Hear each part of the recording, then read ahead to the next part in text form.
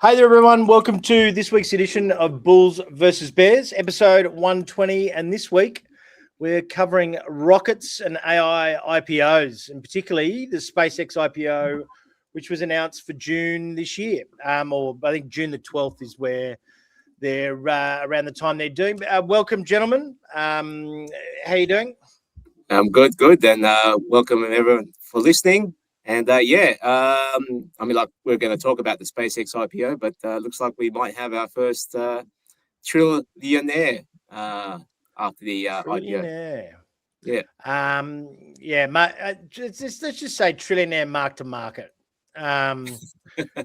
Because he's not sitting on. It's not Scrooge McDuck. He doesn't have it in the vault. It's all actually in business assets. So yeah, you're right. It's in trillionaires, but it's in market cap. Yeah, I mean, cash flow, wouldn't be great. How are you doing, Kai? I'm expecting big things for you on this podcast. First, I was really expecting big things out of the AI stuff, and you've just thrown your hands in the air and go, no, I want to talk space. This is, you know what? If I could go back to my uni days, if I was a dreamer, I would become I wanted to be a rockets engineer. If you were a dreamer, mate, you work here. Yeah. Of course, you're a dreamer. I just love space, right? Like, when I was a kid, I used to always watch all the space stuff. And I've been following SpaceX for a long time.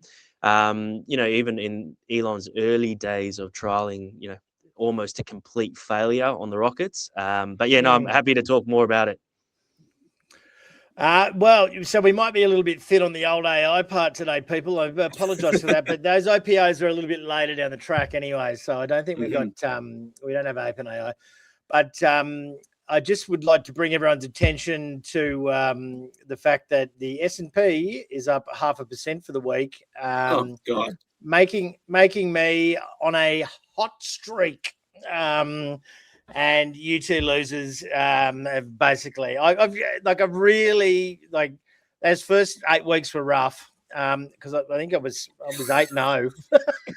We're at week 20. I think I'm about 10 in a row. So and I you know what my simple formula is? Do the opposite to what I'm thinking. You're doing the George Costanza thing, is it? Oh well, I'm showing my age here. Just the opposite. Mate, I was going to bring up Halley's Comet before. That'd be showing our age even worse. What was that, 1987 or something? Well, it doesn't come back around for another. Oh, gee, I mean, it's 80 years or something?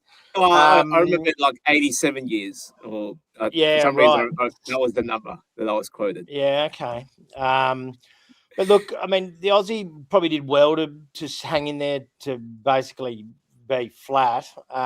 It's been kind of flogged like a red-headed stepson lately. It's been very hard to watch, but I think we may have found some form of base. But, Nikkei and China, as per usual, is doing their own thing. The Dow reached a new record this week. I really only quote that out of respect. It's the stupidest index in the world. But look, in terms of the US market, NVIDIA reported earnings. And despite it being a record, despite it being very good, I spoke about it on the podcast this morning, is that basically we're getting to a point where, everyone's expecting this 80% growth and all this sort of stuff. If it grows at 80% for the next 10 years, it'll actually be 113% of global GDP, which is kind of impossible. But no, deadly serious. We spoke about it on the podcast. Kai and I spoke about it on the podcast last week, and I actually did the numbers. And if you grew global GDP at 4%, but NVIDIA was growing at 80%, it will actually be bigger than the entire global economy within the next 10 years. So almost as big as Pro Medicus's total addressable market cap, isn't it? Almost as big. And we do have a one. We're going to talk about SpaceX's TAM later on. Actually, it basically it could be up there with 170% of GDP, because now it's not global. It's intergalaxy GDP. Yeah. Get some moon rocks into us. The Aussie, we sort of a bit of a switch back to the banks this week. I can't for the life of me work out why you would do that with the housing. Oh, gosh. Basically, they building societies. CB, I didn't realize CBA was up 8% this week. Jeez. Yeah, no, it got pretty smashed up last week though. I would take that as a very good opportunity to be getting the hell out. Because who said they were speaking to the property guys and property town's a ghost town. Yeah, basically the buyer's agent in the networking group I was in this morning, he just said the investors have just fallen off a cliff. So obviously, as a buyer's agent, you're there promoting investment properties or whatever properties, and the investors they've had a double hit. So first of all, negative gearing only applies to new properties. I think the time limit is 12 months.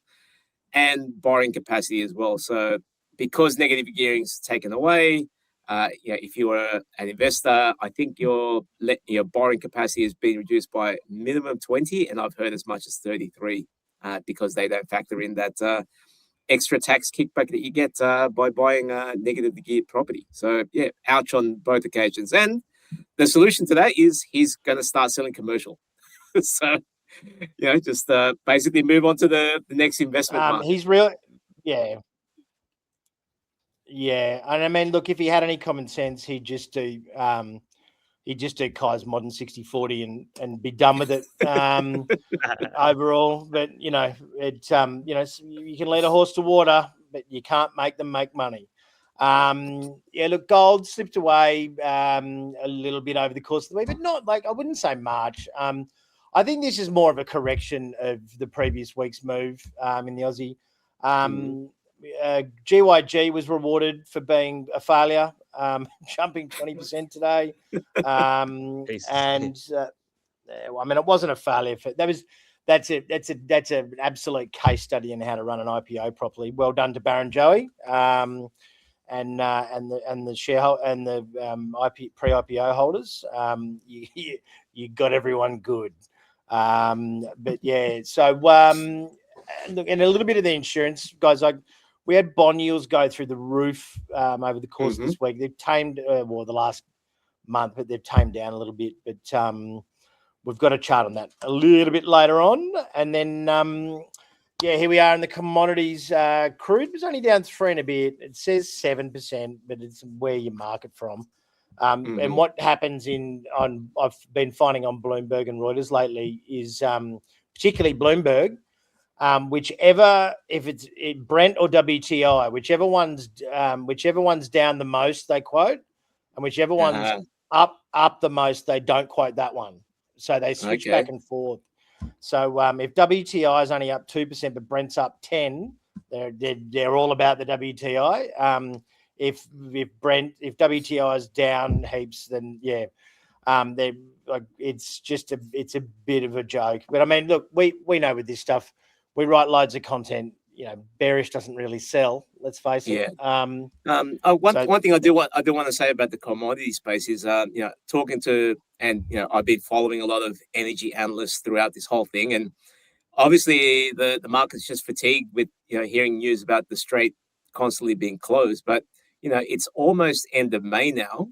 I remember, some of the energy analysts were saying that if the Strait was still closed by mid-April, or then it became late April, all hell was going to break loose. So interesting to see that basically the world hasn't stopped spinning, and we're getting our energy from elsewhere, or either that, or we're just draining our strategic reserves till we're bone dry, and then we'll find what's really happening. So. Interesting to see how. Funny you should say that. And just for the broader audience, we don't ever rehearse this show. I don't know whether you've noticed, but it was a nice segue to a point I was going to make. Is Goldman Sachs wrote a report that global oil reserves have been drained at their heaviest and fastest level in the last 2 weeks than in history. So that was. It's like we sit in the same office. But I mean, crude's at the end of the day, crude's still just below $100. And when I wrote that article for Livewire, what was it, in mid-May, and I said there's no way that this is finishing until June, the hate mail and the panic that was going on in the comments fields and stuff like that. I was like, we're just doing a probabilistic curve, and it was like end of June, and AI wins again, because it's looking that way. There's the continual talk about. I think we're on our 25th. We're nearly there. Peace agreement. Oh God, yeah. Like doing the morning report. It's like this morning I was so angry, like because I had to write stocks up on on hopes of US Iran like peace deal as the title for it's like every second day, and and I just like everyone's so, but I mean, just because they're sick of it doesn't mean that Walmart was down 7.5%, and that was on a bad profit result. That was 100% just to do with, they actually had margin expansion. It was all to do with transport costs. And Walmart never gets belted 7%. Like, it's kind of a pretty consistent business. Yeah, exactly. If you go back here, look, that's the way it's up there in the top right-hand corner there next to Eli Lilly. And it's very rare for it to do that. And it was all fuel costs, all of it. And general energy costs. Apparently their electricity bills, everyone's hating on the data centers. So obviously we had NVIDIA this week. This was an interesting little thing I picked out, was because we kind of did the circular financing thing last week. So there's a bit of a knock on from there. But basically you've got 7 customers drive. It's kind of like the index. Seven stocks drive the total hyperscaling revenues. So it was an impressive result from NVIDIA, and they did they broadened their GPUs are growing at 46% quarter on quarter. So they are diversifying and expanding, and like, I think they're going to be a great business forever. Well, not forever, but like, as in forever is like 5 years for us. But they're just not going to rocket like they did. Like, it's just not possible, as we sort of discussed before. But if cracks start to show in any of the spending from the guys on the right hand side there, you've only got 7 decision makers. That could drop pretty quickly, right? So they still, that little orange bit's is their original business. It's the gaming and stuff. But yeah, but that whole ecosystem, apparently they just pre-package the whole thing now, and they're really branching out. So Jensen was not his normal, like, he was only one sort of outlandish comment. He said it was going to be 90. We'll end up spending 90 trillion on AI by 2040. I had to fact check that. It is possible,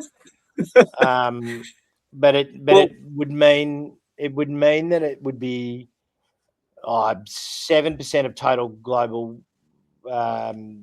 capex spend for the next 15 years straight. So that includes property and roads and everything. Like, that there's a lot of building goes on. Exactly. And one thing I do remember, I mean, like, it was another thing I read earlier on in the week, is that there's no actual shortage of chip supply at the moment. Like, if you want to build a data center, it's actually the energy that's the main restriction at the moment. Like, actually, so that's not the chips.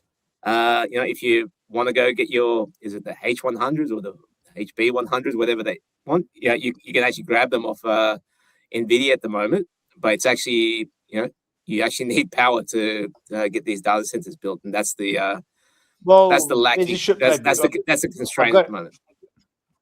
I've got to say, it's everything. Like, it's not just energy; it's everything. They can't get copper. They can't even get cement trucks in and stuff. Like, everything's in shortage. Like, they're trying to.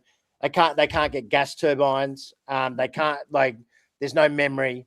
There's no it's just, and it's feeling like, there is a genuine shortage of everything, but I kind of like energy was the big one, but they have an abundance of gas, and then they can't get the gas turbines. So it's not that the energy is the shortage; it's the ability to convert it. So, but yeah, I mean, Kai, where do you see the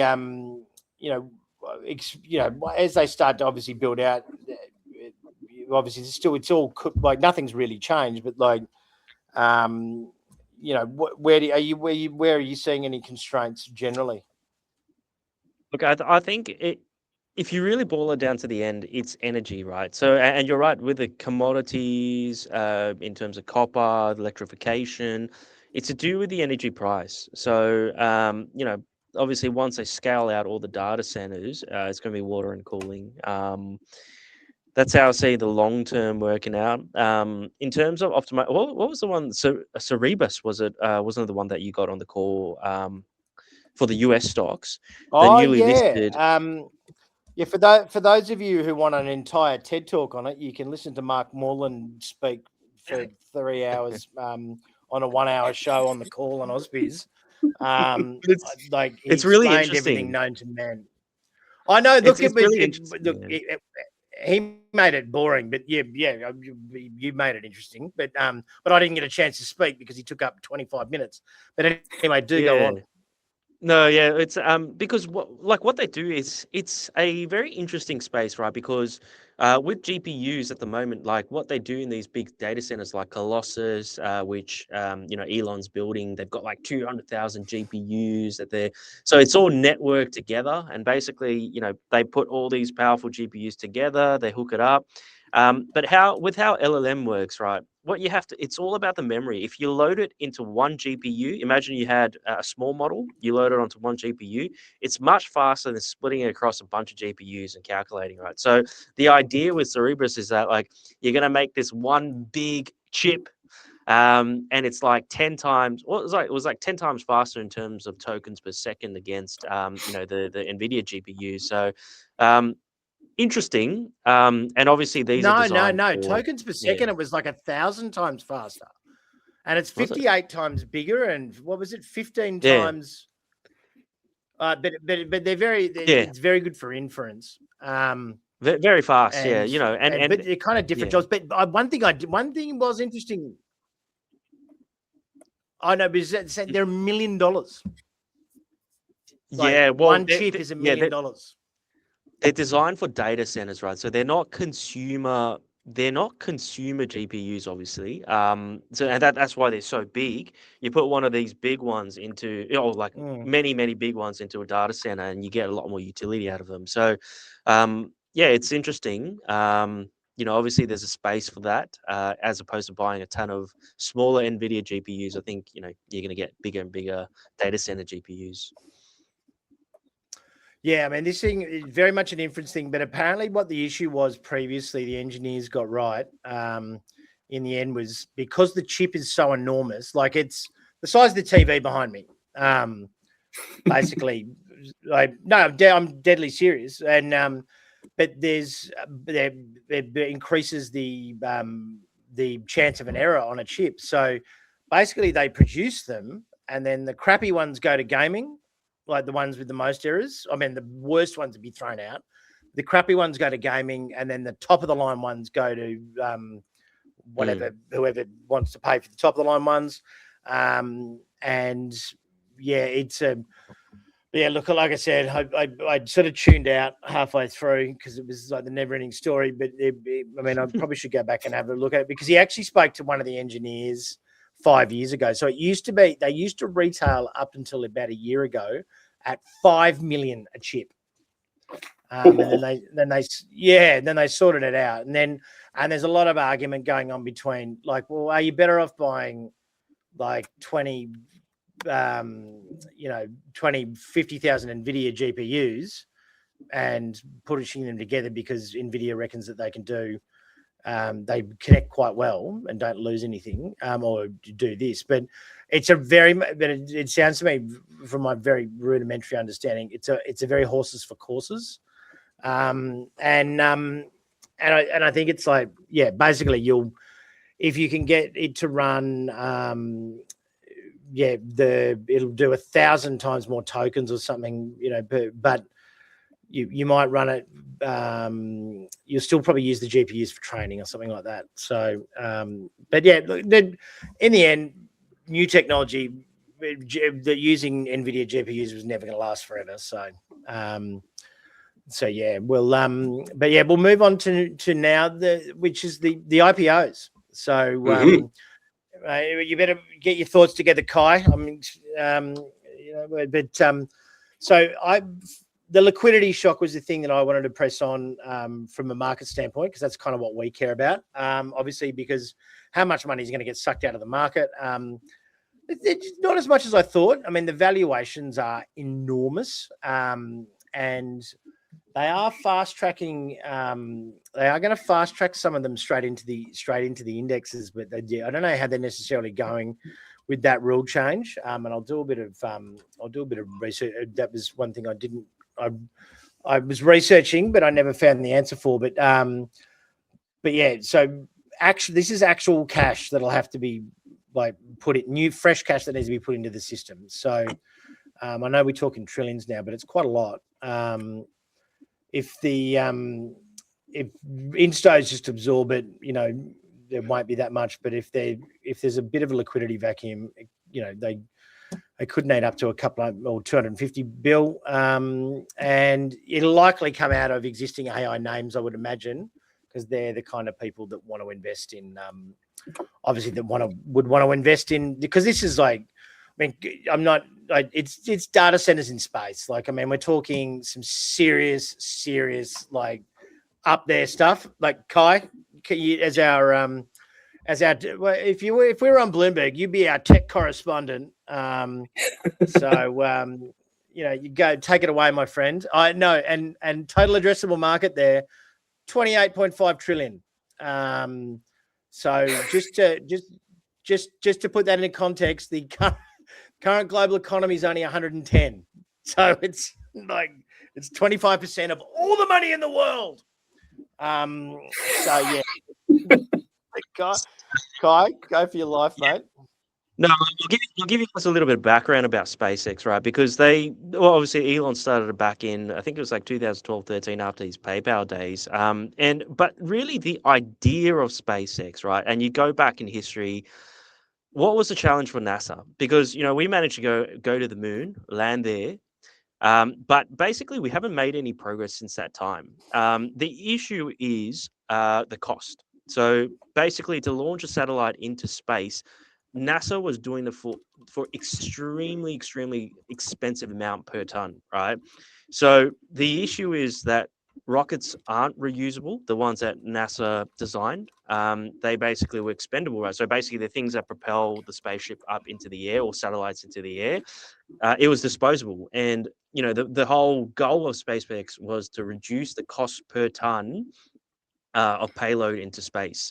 And, it required incredible engineering. And if you actually read into Elon's biography, they go into the early days of SpaceX, which was amazing, right? The conception story, I cracked up when I was listening in the car to his biography, because basically when they first started in rocket technology, they had to go to Russia, the Soviet Union, Russia, who had all the legacy assets from the Soviet Union, and the military would sell off their military technology. So Elon was basically going into Russia to purchase ICBMs, which are the things that you launch nukes in, right, to start off the projects.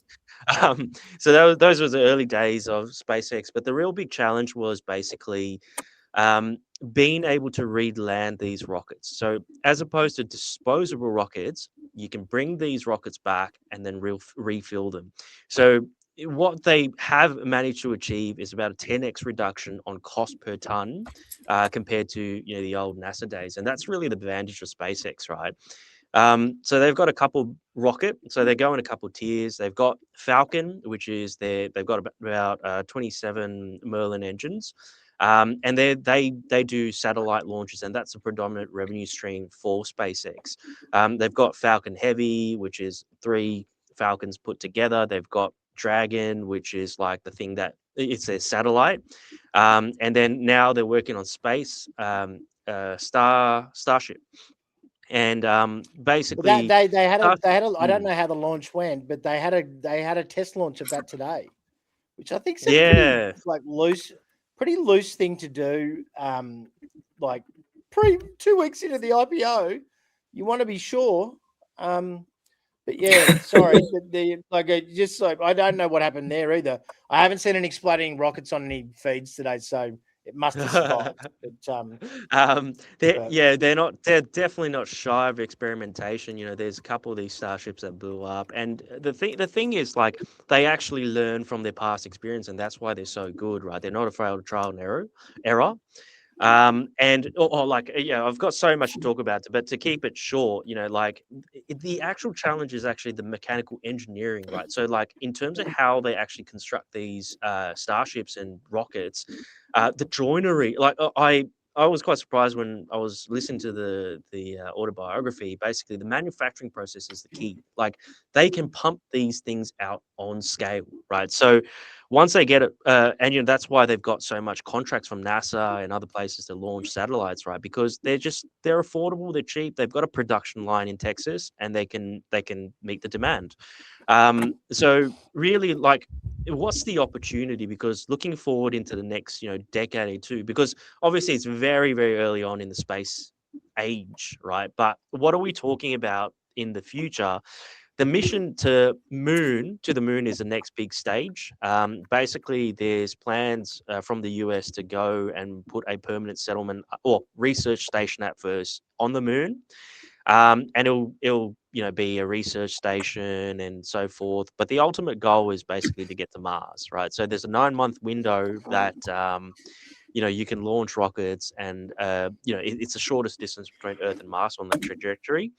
But yeah, like, SpaceX will be the first ones to actually get robots, Optimus bots, or people onto Mars. So, I think within our lifetime, we'll be able to see that. But what it means really from an economic standpoint is, like, it opens up so much new industry. So, whether it's, data centers in space, new materials, material engineering in space, right? Like, it really opens up the floor into a whole new world of opportunities. And like, obviously SpaceX is the pioneer, but once they open up that, being able to get things into orbit on a cheap cost and consistent basis, that really opens up a massive, massive opportunity for follow-on companies as well. And who knows, in maybe like 40, 50 years, you could see settlements in space, and mining operations in space and so forth. So it's, he's we're very, yeah, he's actually very, changed a little bit with the Mars thing.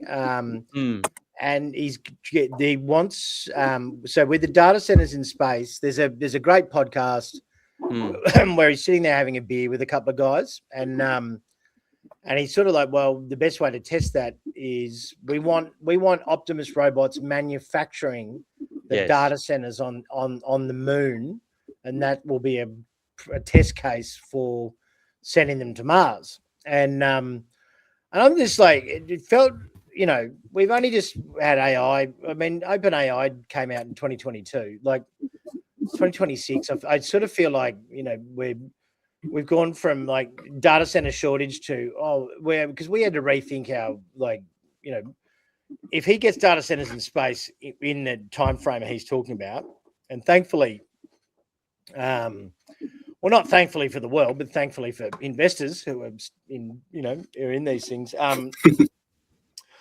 Like, they're basically the cost reduction in cooling makes up for the extra cost in getting it up there. But if you can just send raw material to the moon, or even mine raw materials on the moon to help build these things, you've got 24-hour a day free power and free cooling, which basically negates the cost of of obviously getting it up there. But if you can reduce the cost of getting it up there as well, then it becomes a clear winner. And then you're not screwing with the grids, which, as everyone's, as you guys have said, like, power is the problem.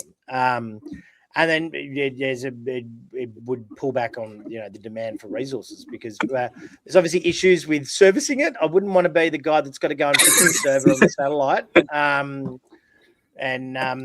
But there is really there was a really smart guy, like someone who was very much into their minerals, and I can't remember who it was I was having a discussion with. And apparently the problem is like the things corrode in space for some reason, and there'll be a particular. I wasn't.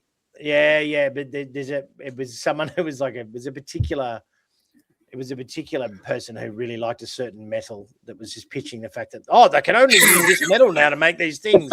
So sorry, I retract that because I was just getting pitched by someone trying to sell us. Was someone long platinum or something like?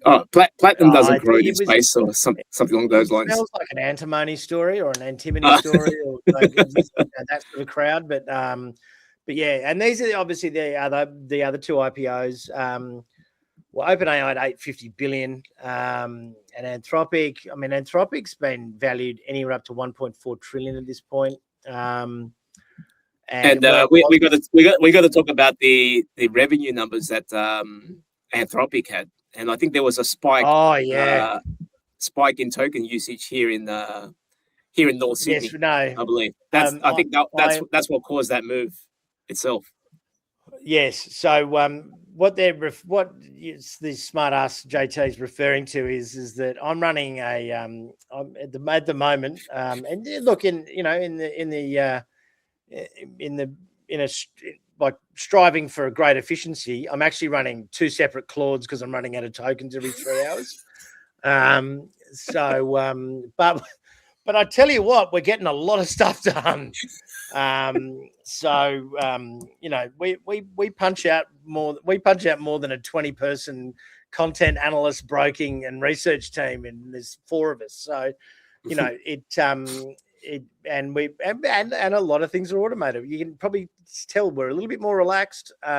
This slide is exactly the sort of thing that you're looking at right now. We would have spent 3 hours just to get the margins right before. Yeah, exactly. And then I would have had to choose a font, and then we would have and realistically, we've got all the research. So I just got to tap our research, and then because we go and selectively, because you got to have verified data.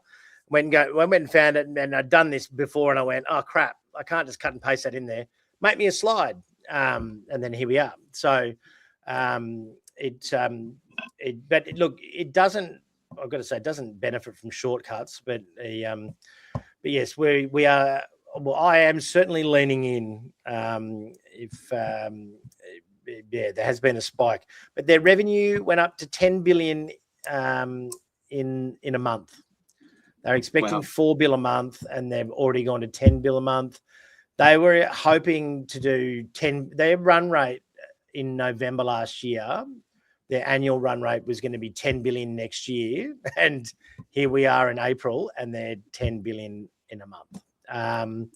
So, are there any figures for? Sorry to interrupt, but are there any figures for OpenAI's revenue at the moment? No,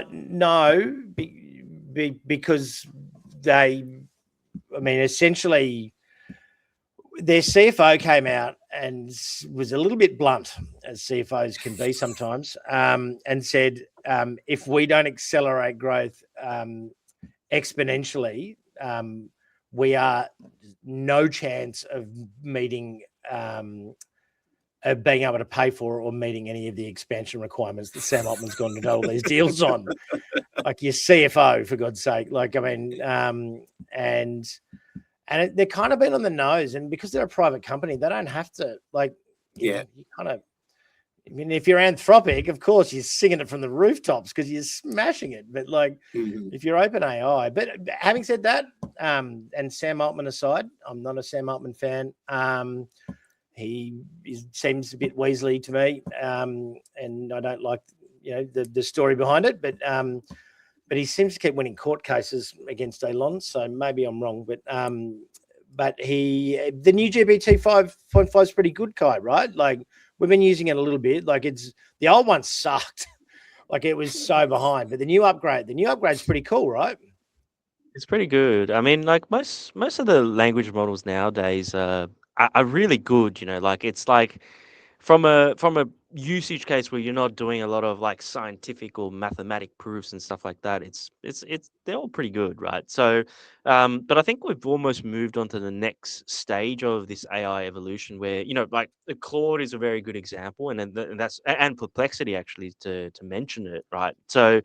And so just to clarify, Perplexity is not necessarily the LLM, the language model itself. It's the agent. And as we talked about last year, agents have become a big thing this year, and now we're really seeing the application, right? So in Claude, it hooks up to your email, to your shared drives, etc., etc. Anything that you can connect to, But and it can Perplexity run. uses Claude better than Claude does.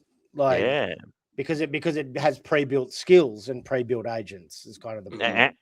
And it's a good search engine, because really Perplexity, like the strength in Perplexity is actually their search engine, right? So it's like they've got really good data, they've got really good indexing, and it kind of shows in the results as well, because like just from us using it, I think they do about the same thing from a functional standpoint, but when you see the quality, because Perplexity has that search function and actual real context data, you do end up getting a better result on the first couple of runs.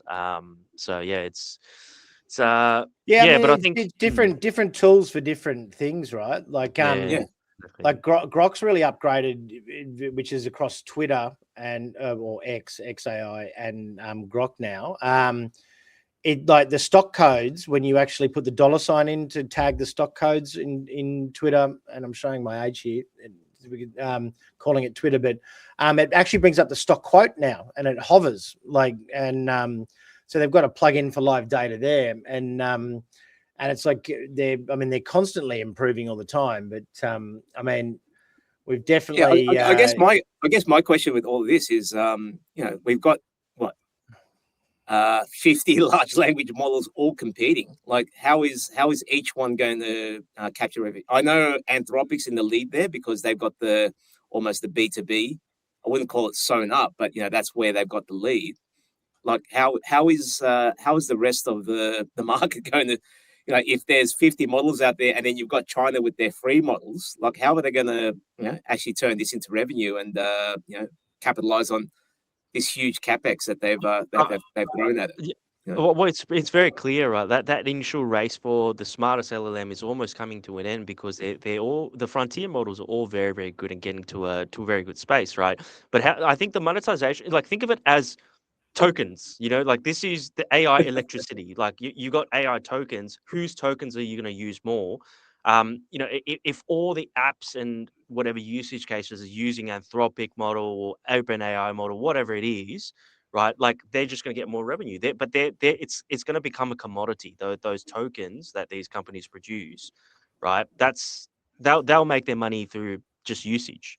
But it's about like who they connect to, and like for example, even Perplexity, like you go, okay, well, you use a Perplexity computer, you're actually using Anthropic most of the time for the model, or sometimes it switches between it, etc. But it's going to be like it defaults to GPT at the moment, and it you can't get sort of Grok on there, but and Grok's but also it's slightly different setup. Like Grok's great for proofreading because it's brutally honest, and there's no like Anthropic's kind of like woke AI, or not woke, but like it's politically correct. Whereas Grok's like it's the Karen AI basically. I think it's a punk. Yeah, but I mean, when I'm writing an article and I know that I'm going to get slaughtered on social media, it's always really handy to know where the arrows are going to be coming from, because I proofread it in Grok.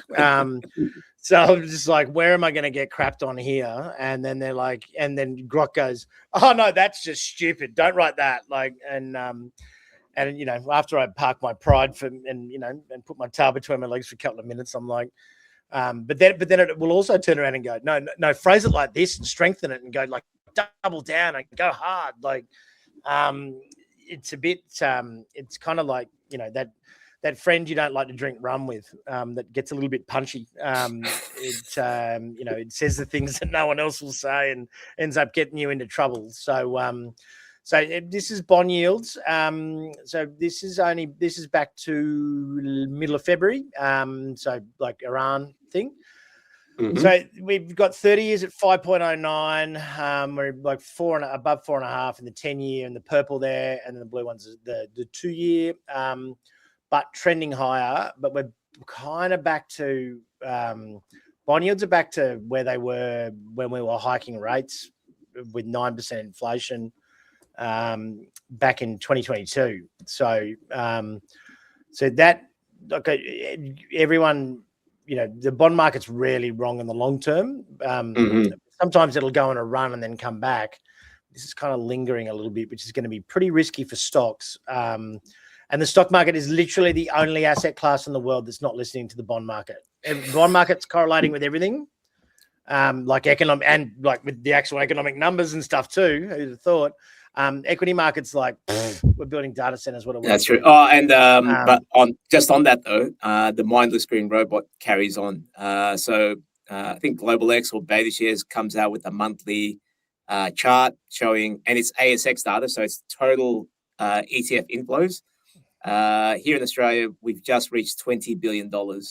It usually takes, say, September to get to 10 billion. They're at 20 billion. So there's money still pouring into ETFs here in Australia. I think Australia is a bad example because it's a bad example, but our exchange is screwed. Like after Cochlear, CSL, CBA falling off its highs, BHP being a dog forever, Woodside, but there is literally nowhere you can step on that market map if we go back that you can't find a 40% downfall.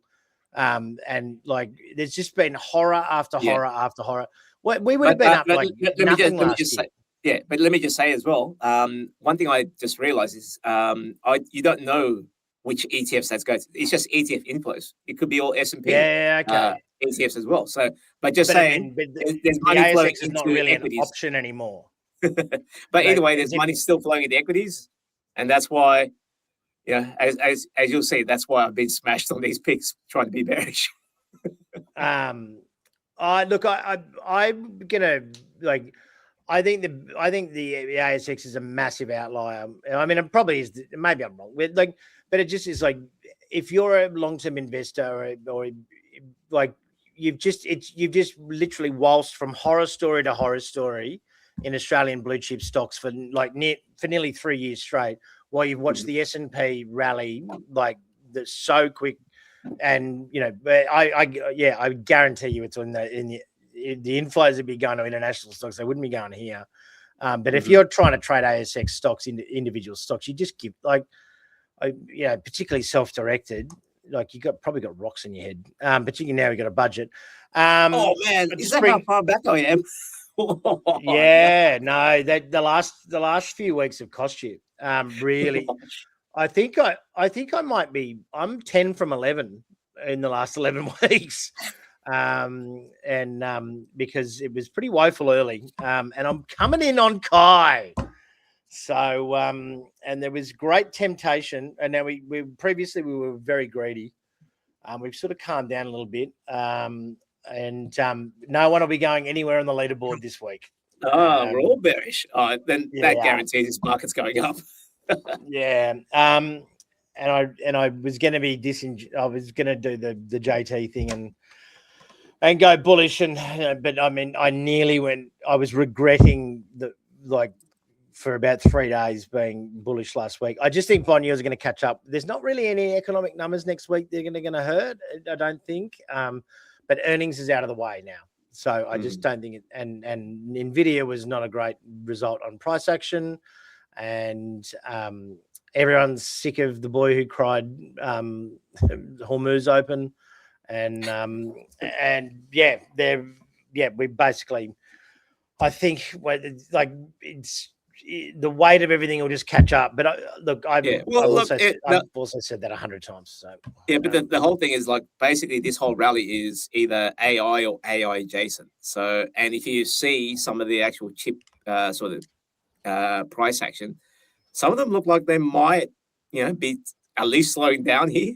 So it'll be interesting to see if 99 RSIs. Yeah, exactly. But either way, we'll see how it goes. Yeah, I've been bearish all the way up, so yeah, I can't change now. Well, Kai's got an excuse because he's an ex-bond trader. So I'm gonna go to him. What are your reasons behind being bearish this week? The bond yield story, it's not over. Yes. No, I agree. Private credit. Blast from the past story. Private credit defaults went to a record high this week. So that was buried deep in the bottom of Bloomberg. The only reason I found that article was because I subscribed to private credit alerts. You would think that's a pretty important stat, but anyway. But it's been a long one today. Yeah, it has. But I mean, it was because Kai was actually interesting for a change, and I shut the hell up. So look, everyone, and just as I've been doing a small amount of research along the way, they did scrub the liftoff on the SpaceX in the final minute before liftoff before due to a technical issue. They will be having another T minus 40 seconds. They're going to have another crack this morning. Their flight attempt 12 at 6:30 p.m. in American time, Saturday morning our time. Not a failure, but not yet a win, as they've phrased it. SpaceX could be rushed into the Nasdaq, but not straight into the S&P. It could go in. They've changed the rules on Nasdaq. SpaceX could go into the Nasdaq 100 if it ranks within the top 40 stocks, which would be in the top 10. For the first 7 days, it goes straight in. S&P minimum a month before it meets a whole bunch of other liquidity and other requirements. So so sort of plenty of time for the air to get either pumped into it or sucked out of it or whatever it is before it actually starts to affect the index. But guys, thanks very much for listening. And I think next week we're going to have a look at we're going to bring young Finn onto the show, and he's going to be talking some pretty cool stuff that's going on in prediction markets, pre-IPO markets on blockchains, etc. It's crypto, but not like crap coins. It's like actual proper uses, and he gets to have a humble brag about his first recommendation for the crypto service, which is currently up 220 odd %. So but this thing actually makes money, would you believe? So that's we're all shocked at that. So tune in next week, and because it is interesting because it is a potential way to get exposure to SpaceX before it lists. They've got an actual market on there where you can because how I was asking what it was. I was watching his screen this morning because of that launch and whether it went bad or not. He had a live chart of people trading pre-IPO SpaceX shares. So, and made me feel literally 100 years old. But anyway, that's my baggage. But we'll chat next week. But that should be pretty interesting. And Kai, maybe you can bring some more space facts next week because I'm sure that's what we'll be talking about again. Yep. All right. Thanks for listening, everybody. Cheers. Feeling lost with investing? Meet Mosaic. Mosaic is MPC Market's platform that turns confusing markets into clear, actionable guidance for your portfolio. Discover Mosaic today. Portfolio and trade ideas in one place for clients and subscribers, powered by MPC Markets.